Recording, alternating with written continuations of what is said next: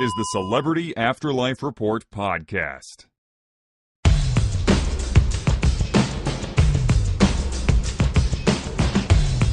Hello, friends. I am the Celebrity Medium, welcoming you back to the report after a week off to celebrate America's independence. Hope you had a great holiday if you celebrated. I certainly did, and now I am ready to serve up some more of the most up-to-the-minute gossip about all your favorite deceased celebs. We have a new arrival on the next world celebrity scene, as well as follow-ups to stories we've been following for some time now. So if you're ready to listen, I'm ready to talk.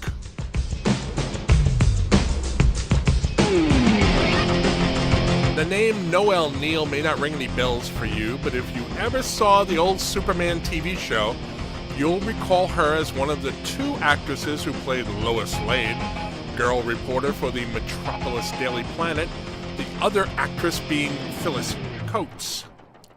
Ms. Neill was the nicer of the two Loises. For some reason, the show's scripts always had Coates being more snippy to Clark Kent than Noel was. Noel Neill transitioned to the afterlife this past week at the age of 95. And when she arrived in her new existence, there was, of course, the obligatory welcome by the self-appointed greeter to the stars, James Brown, as well as a medium-sized crowd of fans, according to sources who were present. In the crowd was not only George Reeves, who played the titular role on the TV show, but also Christopher Reeve, who played the Man of Steel in 4 Superman movies in the 70s. Although they have similar last names, it's just a coincidence the two men are not related. Now, both Reeve and Reeves were wearing Superman costumes, which I'm told made Neill laugh.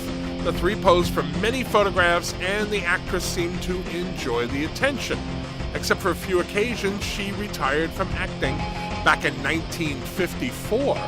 A source tells me that she heard Neill telling the two Supermen that the fuss over her gave her fond memories of her days in showbiz. Aww.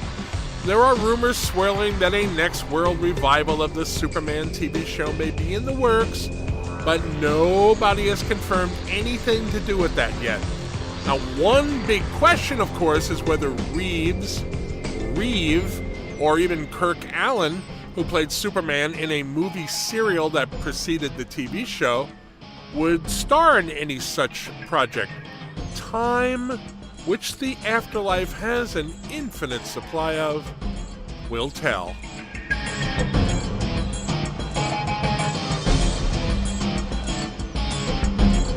I've been telling you about the very peculiar role reversal between movie star Marilyn Monroe and former First Lady Jackie Kennedy for weeks now. Monroe, who is dating Jackie's ex-husband John F. Kennedy, has taken on the look, style, and mannerisms of Jackie, and the exact opposite is true for Jackie, who is currently seen around town on the arm of Ronald Reagan. Now, my sources tell me that the two are mimicking each other to such a degree that people who see them aren't always sure which one they're looking at.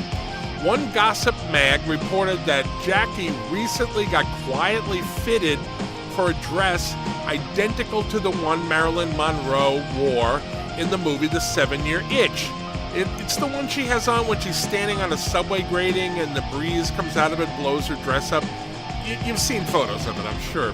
Sources tell me that with her new breast implants, Jackie filled out the dress every bit as well as Marilyn did back in her Hollywood days. Now, as I mentioned a few weeks back, for her part, Monroe has been seen in an outfit matching the one Jackie wore in Dallas back in 1964, complete with pink pillbox hat. That's more than a little creepy. Up to this point, the two don't seem to have crossed paths, but I'm told that is about to change. Both of them and their current paramours have been invited to an upcoming gala at iVironment along with several hundred other notables. It is going to be absolutely fascinating to hear what happens when the two are in the same room. Will they still resemble each other at that point? Or will one or both of them revert to her own persona?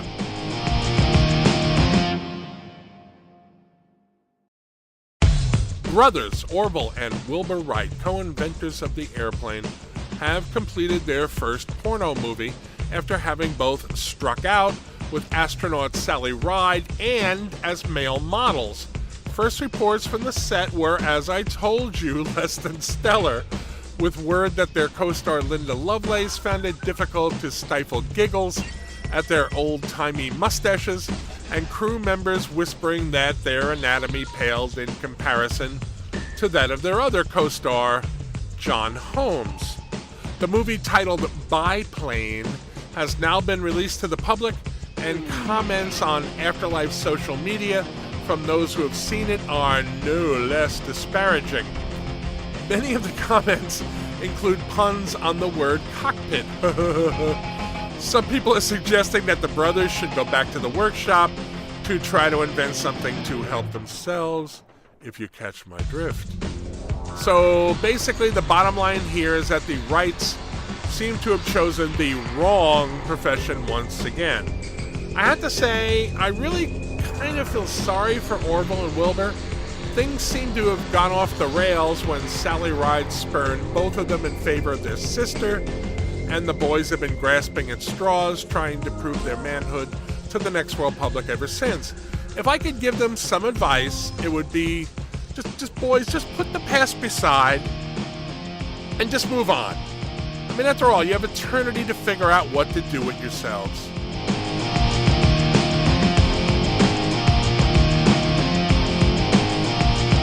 Lastly, in a story that just fascinates me for some reason, the simmering feud between Tammy Faye Bakker and her fellow former televangelist Jan Crouch seems to be coming to a head. The two are the stars of the Afterlife TV show Tammy's Court. Now, Jan, who plays the bailiff, seems to enjoy trying to upstage Tammy, who isn't seeing the humor in it. The producers who edited Tammy's annoyed reactions to Jan's mugging for the camera out of the show's pilot episode have been leaving them in subsequent episodes, as they feel it adds an element of tension to the program. Sources tell me that on one that aired last week, Tammy seemed to be about to reach her breaking point. In the middle of one of the show's cases between a brother and sister fighting over custody of a dog, Tammy caught Jan fixing her over-the-top makeup off camera. "Are we boring you, Mrs. Crouch?" Tammy snapped at her. Jan pretended not to hear her, and Tammy asked the question again. I'm told that Jan had a fake look of innocence on her face as she responded, "Oh no, Your Highness. I just want to look as good as my contract will allow." A snide reference to the clause that requires her not to compete with Tammy's new subdued look. My sources say that Tammy was visibly steaming for the rest of the show. You know that train wreck I've been predicting since the show first aired? I think it's about to happen any day now.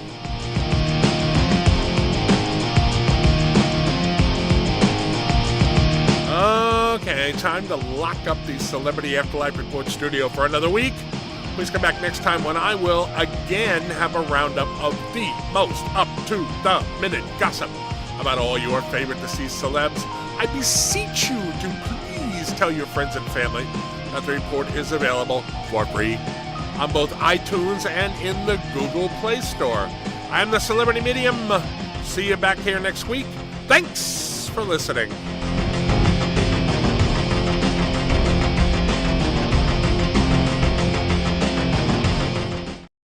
You've been listening to the Celebrity Afterlife Report podcast. To ask a question about your favorite deceased celebrity, call 818-3-MY-DREAM. 818-3-MY-DREAM. 818-369-3732.